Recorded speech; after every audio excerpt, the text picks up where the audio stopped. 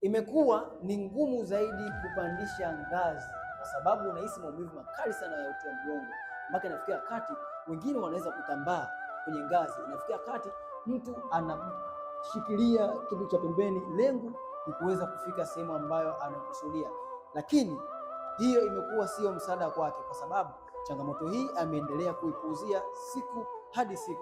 Lakini changamoto hii anaendelea kuchukulia kama jambo la kawaida kwa kuendelea kutumia dawa za Piroxicam,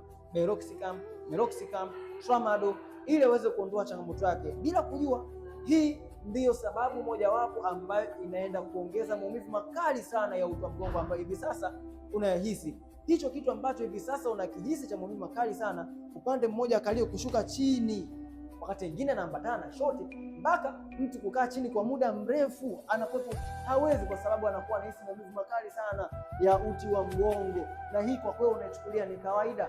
Yangu hii changamoto kama itaendelea kufika stage 4 au utaendelea kuipuuza, matokeo yake ya mchana ambao umeyafanya, basi itakuwa ni moja kwa moja kuweza kufanywa upasuaji.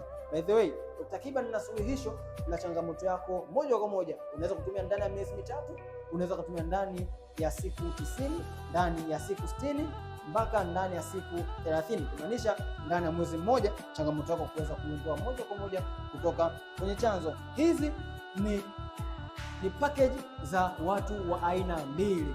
Package moja inaenda Dodoma na package moja inaenda mkoa wa Mwanza. Hawa ni wagonjwa ambao wameniona kama hivi sasa unavyoniona, na wameamua kuniamini na kuchukua hatua mara moja.